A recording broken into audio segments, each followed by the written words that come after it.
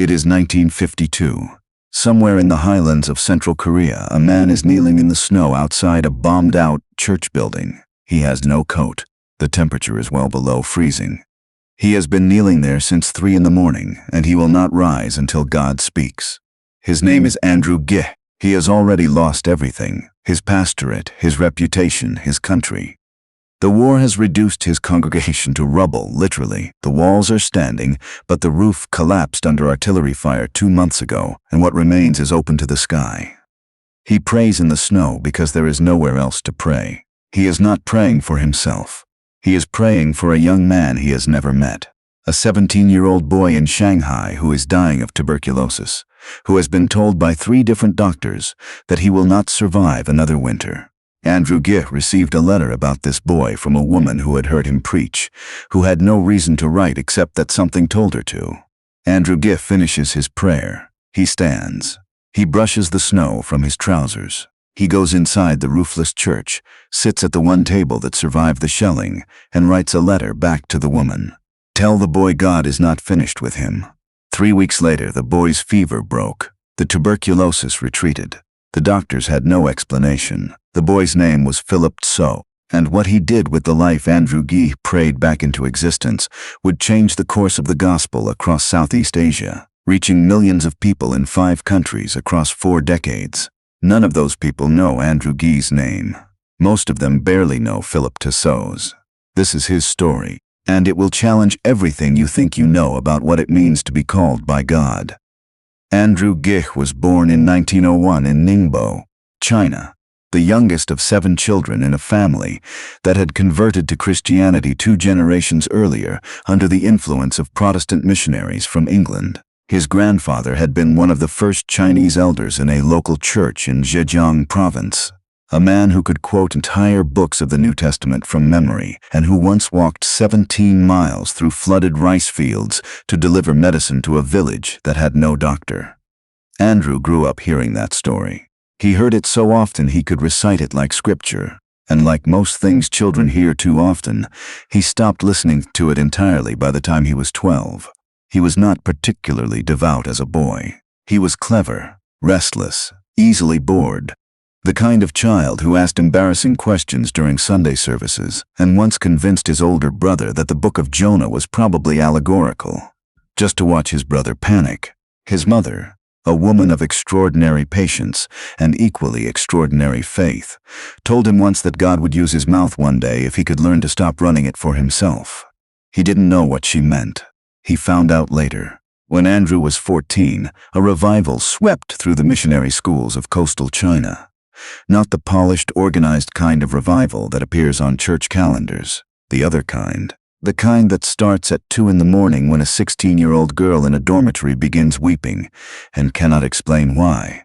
And by dawn, half the school is on its knees and no one has eaten breakfast.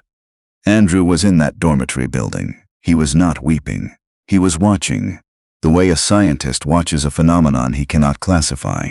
He stood in the doorway of the common room where 60 students had gathered, some praying aloud, some silent, some trembling in a way that made him uncomfortable. And then something happened that he could not classify, could not explain, could not argue his way out of. He felt a weight. There is no better word for it. A weight that pressed down on his shoulders and drove him to his knees on the stone floor of that doorway. And what came out of his mouth was not argument, was not embarrassment, was not the careful skepticism of a 14-year-old who had read too much. What came out was a kind of grief he had never felt before, a grief that was not his own. He knelt there for 4 hours. When he stood, he was different. He could not explain how, he just was. His mother, when he wrote to tell her, replied with a single sentence. Now you know what I was talking about. Andrew spent the next 6 years in a kind of preparation that looked, from the outside, like nothing. He studied scripture with the same relentlessness he had once applied to arguing against it. He fasted once a week, then twice. He began rising at 4 in the morning. Not because anyone told him to, but because the mornings felt thin and permeable, in a way the afternoons never did, like the membrane between the human and the divine was just slightly more transparent before dawn. He took a position at a small church in Hangzhou. It paid almost nothing. The congregation was 40 people. mostly elderly, mostly suspicious of a young man who prayed longer than the services lasted. He stayed for 3 years. He learned patience there, though he would not have called it that at the time. He would have called it obscurity. He would have called it being forgotten. But obscurity is where character is formed. Every person who has ever carried something real and lasting into the world spent years, sometimes decades, in rooms nobody cared about, doing work nobody watched, building the interior architecture that would later hold the weight of what God was about to put on them. Andrew Gih was building that architecture, one 4 o'clock morning at a time. In 1928, he joined a small evangelistic team traveling through the coastal provinces. The team was led by a man named Watchman Nee, already becoming one of the most significant voices in Chinese Christianity, a man whose writings would eventually be read in 40 languages, and whose imprisonment by the communist government would make him one of the most well-known martyrs of the 20th century. Andrew was not the leader. He was not the preacher. He carried bags, arranged logistics, translated when Nee spoke in dialects he didn't know well, and prayed. Mostly he prayed. People would ask him later if he resented it. Watching another man stand at the front while he stood at the back, he would smile and say, "I was learning what I needed to learn by watching what I needed to watch." He meant it. He absorbed everything. Not just Nee's theology, which was extraordinary, but Nee's discipline. The way Nee prepared in private. The way Nee maintained his integrity when crowds pressed in and adulation began to do what adulation always does: inflate, distort, corrupt. Andrew watched Nee refuse gifts. He watched Nee correct himself publicly when he had been wrong. He watched Nee weep over converts the way a father weeps over children, not with performance, but with something that came from deep down in a place no one could reach. Andrew Gih learned what power without integrity costs. He had seen it collapse before, in smaller ways in the Hangzhou congregation, in other ministries around him. Men who burned bright and brief, who gathered crowds and then scattered them through ego or financial impropriety, or the simple catastrophic inability to sustain in private what they proclaimed in public. He would not be that. In 1931, Andrew married a woman named Ruth Leung, the daughter of a school teacher from Fujian province, who had no particular reputation but an extraordinary spine. She had refused 3 marriage proposals before Andrew's, not from fastidiousness, but from the settled conviction that she was meant to do something, and she did not want to do it alone. When Andrew explained the kind of life he was offering, uncertain income, constant travel, a home that might be any city in any province depending on where God sent them, she said simply, "I know. When do we leave?" Ruth Leung becomes impossible to separate from Andrew Gih's story, the way a root system is impossible to separate from the tree. She is the reason the tree stands in the storms that are coming. And the storms came. The Japanese invasion of China in 1937 did not pause for evangelistic campaigns. It did not pause for revival. It did not pause for the small church in Shanghai where Andrew had finally settled, where the congregation had grown to over 400, where he was beginning to think, carefully, cautiously, that perhaps this was the place, the long-awaited place, where God intended to plant him permanently. One night in August 1937, Japanese bombers hit the district where the church stood. Andrew and Ruth had taken their 2 young children to stay with Ruth's parents in the countryside the previous week. Providence, or a father's instinct that something was wrong, or both. The church building survived. Most of the surrounding block did not. Andrew returned to Shanghai a week later. He stood in front of the church, cracked walls, windows blown out, the wooden cross above the door somehow still standing. Inside, 17 of his congregation members had sheltered during the bombing. 2 of them had died when a building across the street collapsed and sent debris through the windows. He buried them. He preached at both funerals. What he said at those funerals, those who were present remembered for the rest of their lives. He did not say that God had a plan, and the plan was good. He said that grief was real, and death was real, and that Easter exists precisely because Good Friday is not a metaphor. The congregation did not scatter, it grew. But Andrew understood something in those months after the bombing that he could not have understood before. He understood that the gospel had to be portable, had to be distributed, multiplied, carried by dozens of people rather than concentrated in one leader, one building, one city. One bomb could end a church, no bomb could end a movement. He began training. This is the pivot point in Andrew Gih's story that most people miss, because it is invisible. It doesn't look like revival. It doesn't look like miracles. It looks like a man sitting across a table from a 23-year-old aspiring evangelist, talking for 3 hours about prayer. It looks like a woman, Ruth, running a household on almost nothing so that Andrew could spend weeks at a time in the countryside training village pastors who had no seminary education and no prospect of getting any. It looks like correspondence, stacks of it, letters to people in provinces Andrew couldn't reach, sending scripture portions and teaching outlines to people he had never met. The voice of the church. That was what he called the small newsletter he began publishing in 1940 from a rented room in Chongqing, where the government had retreated and much of China's cultural and religious life had relocated to avoid the occupation. 8 pages. Hand typespeed, printed on a machine that broke down twice a month and that Andrew fixed himself with parts he scavenged from a junk market. The first issue had 40 subscribers. Within 2 years it had 11,000. The newsletter was not about Andrew Gih.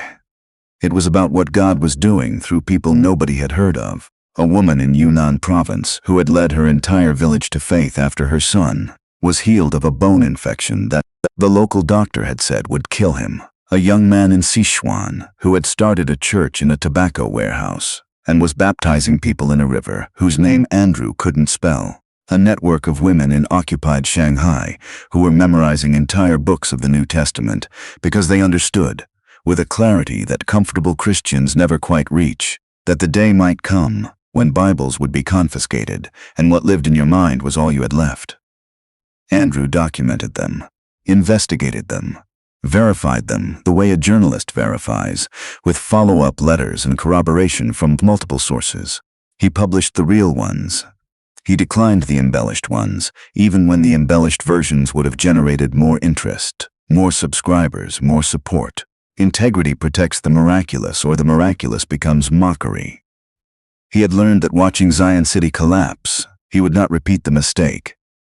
By 1945, with Japan's surrender and China's impossible fractured peace, Andrew had trained more than 300 indigenous evangelists across 12 provinces. He had never had a staff.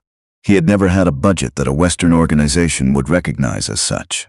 He had Ruth, a broken printing press, a mailing list, and 4 o'clock in the morning. Then came 1949. If you know anything about China in 1949, you know what the word means. The communist takeover did not happen gradually.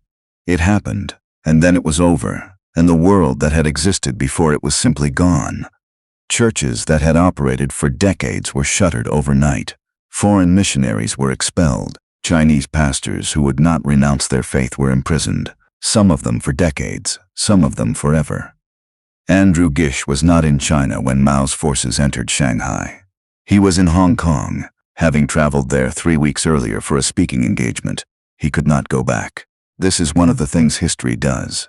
It moves, and the movement doesn't ask your permission or your preference. Andrew stood in Hong Kong and watched the door to his home close, and what he felt, what he later said he felt, was not what you might expect. He said felt something like release, like a man who has been told he is being sent somewhere new, not abandoned somewhere old. Ruth was with him, the children were with him. Everything else they had was not. He rented a single room in Kowloon. He wrote letters. He prayed at 4 in the morning because some things don't change because the address has. And then the letter came about Philip Tso. Philip was 17. He lived in Shanghai with his parents, who were members of a congregation that had managed to continue meeting quietly, carefully, in private homes. His father worked in a textile factory. His mother taught primary school. Philip was the kind of boy who would have been unremarkable except that he had, from early childhood, an inexplicable hunger. He read the Psalms the way other boys read adventure stories. Not devotionally, but desperately. The way you read something when you need it to be true. He had wanted to preach since he was 9 years old. He had told his father this, and his father had said nothing, which in their household such meant something between no and not yet, and Philip had learned to read the difference.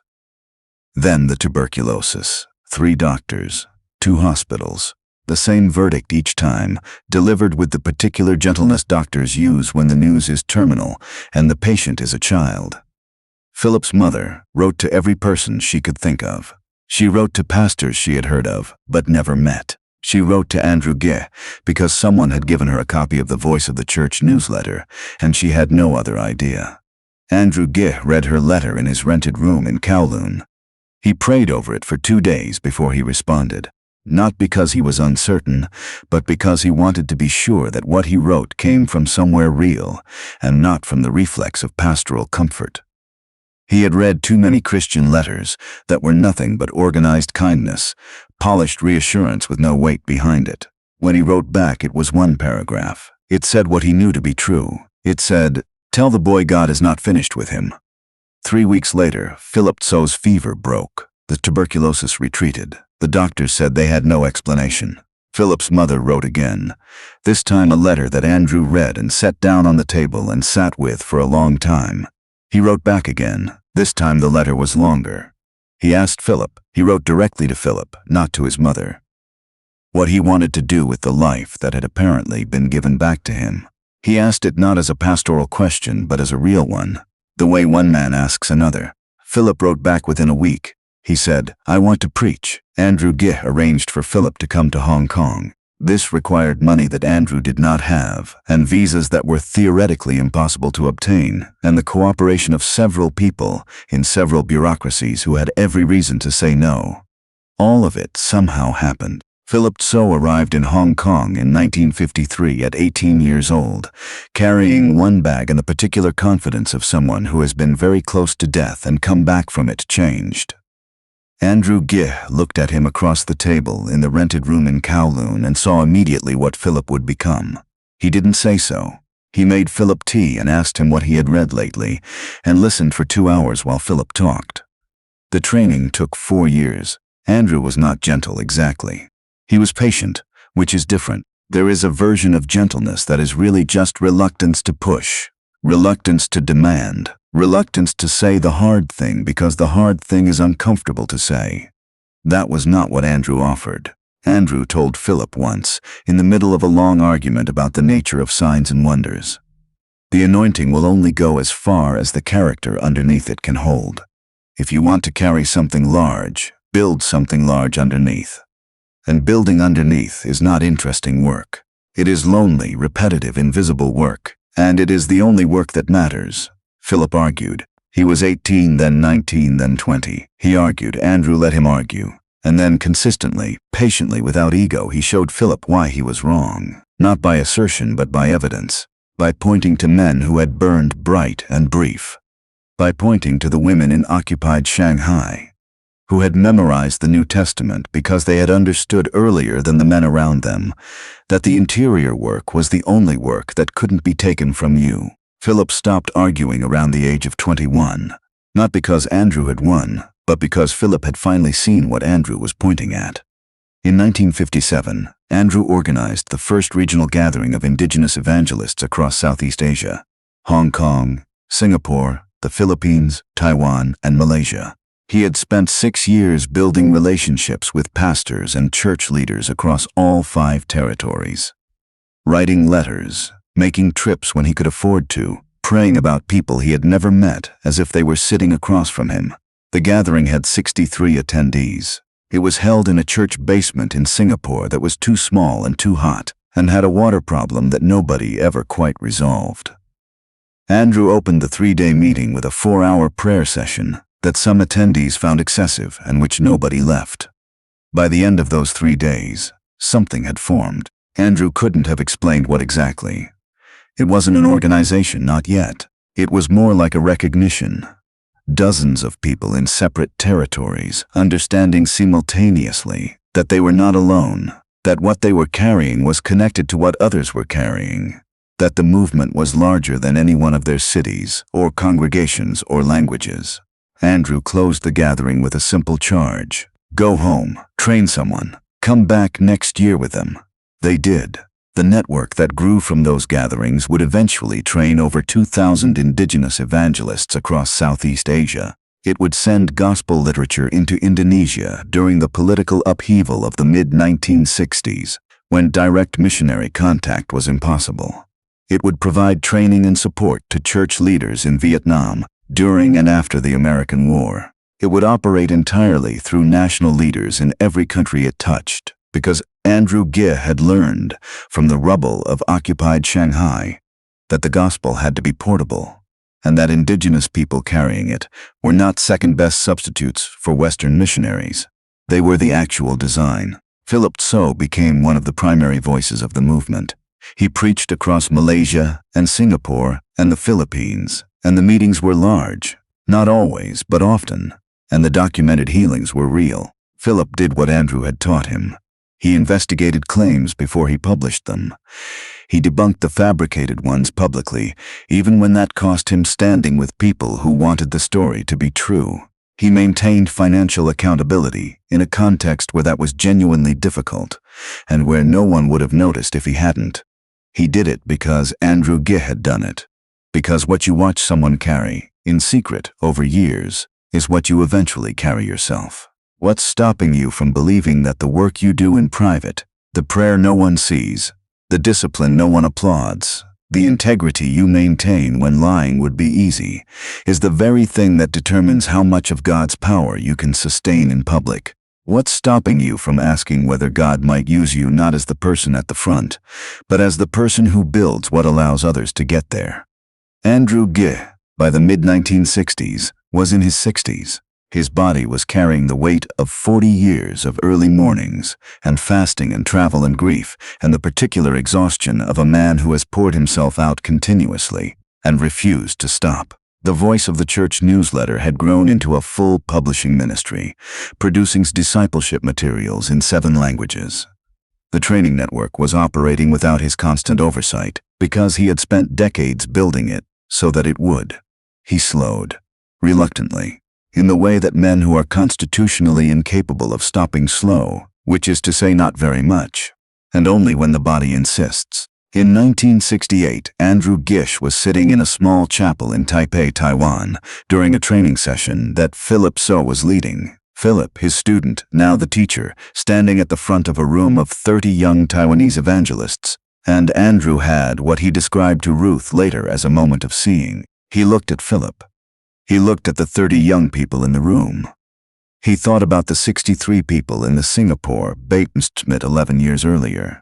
He thought about the woman in Yunnan province who led her village to faith after her son was healed. He thought about a 14-year-old boy kneeling on a stone floor in a dormitory, not because anyone told him to, but because something pressed him down. He thought, the work is done, or rather the work is planted. He died in 1971. He was 70 years old. He had spent the last month of his life writing letters, because he had never stopped writing letters. Because letters were how the network breathed, how the body stayed connected to its extremities. Ruth found 42 unsent letters in his study after the funeral. She sent them all. The training network he built continued for 30 years after his death. Philip Tso expanded it. Students of those students expanded it further. The discipleship materials the Voice of the Church Ministry published were distributed across 12 countries. Estimates of the number of people whose faith was shaped, directly or indirectly, by Andrew Gih's work run into the hundreds of thousands. He never sought a platform. He never built a brand. He answered one letter from one grieving mother about one sick boy, and in doing so, set in motion a chain of events that neither he nor that mother nor that boy could have traced to its end. That is how the kingdom works. That is what it looks like when a person says yes without knowing what yes will eventually cost or what it will eventually produce. Andrew Gih was not extraordinary in the ways we have trained ourselves to recognize as extraordinary. He was not a gifted orator in the style of the great revivalists. He was not charismatic in the popular sense.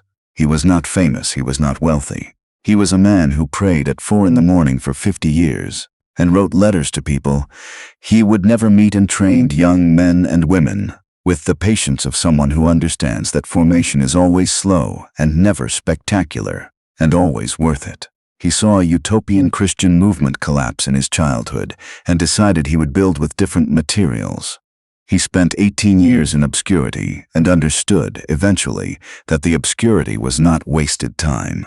He stepped aside repeatedly, from Watchman Nee, from the prominence that the growing newsletter could have given him, from the attention that the regional gatherings offered, to push others into the light, because he had learned, kneeling on a stone floor at 14, that the light was not his to own. He built systems that outlasted him.